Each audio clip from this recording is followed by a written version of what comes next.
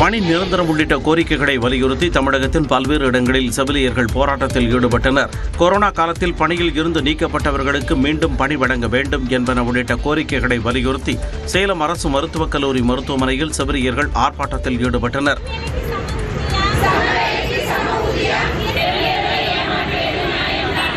சம வேலைக்கு சம ஊதியம் கோரி சிவகங்கை அரசு மருத்துவக் கல்லூரி மருத்துவமனையில் செவிலியர்கள் உள்ளிருப்பு போராட்டத்தில் ஈடுபட்டனர்.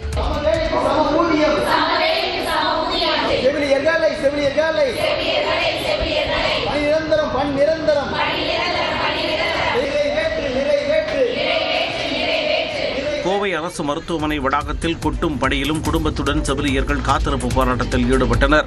அப்போது சென்னையில் போராட்டத்தில் ஈடுபட்ட செவிலியர்கள் கைது செய்யப்பட்டதற்கு எதிர்ப்பு தெரிவிக்கப்பட்டது.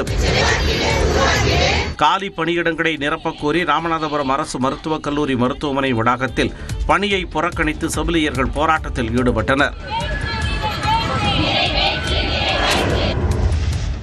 பணி நிரந்தரம் உள்ளிட்ட கோரிக்கைகளை வலியுறுத்தி சென்னையில் தமிழ்நாடு செவிலியர்கள் மேம்பாட்டு சங்கத்தினர் போராட்டத்தில் ஈடுபட்டுள்ள நிலையில் காலியிடங்கள் இருந்தால் மட்டுமே பணி வழங்க முடியும் என சுகாதாரத்துறை அமைச்சர் மா சுப்பிரமணியன் தெரிவித்துள்ளார். ஒப்பந்த செவிலியர்களுக்கு சீனியாரிட்டி அடிப்படையில் பணி நிரந்தரம் வழங்கப்படுவதாகவும் அமைச்சர் கூறினார். கொடுக்கும்போதே அவங்களுக்கான இந்த அப்பாயின்மெண்ட் ஆர்டர்லயே காலி பணியிடம் உருவாகிற போதுதான் அவங்களுக்கு இந்த வேலை கிடைக்கும்னு சொல்லியிருக்கிறோம். காலி பணியிடங்களே இல்லைங்கிற ஒரு சூழ்நிலை உருவாக்கி வச்சிருக்கிறோம். இப்பவுமே 169 காலியா இருந்தது, 169க்கு ஆர்டர் ரெடி பண்ணியிருக்கிறோம்.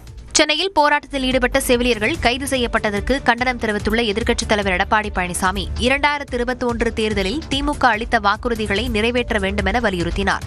செவிலியர்களின் கோரிக்கைகளை தமிழ்நாடு அரசு உடனடியாக ஆய்வு செய்து அவற்றை நிறைவேற்ற வேண்டும் என தமிழ்நாடு காங்கிரஸ் கமிட்டி தலைவர் செல்வ பெருந்தகை வலியுறுத்தியுள்ளார்.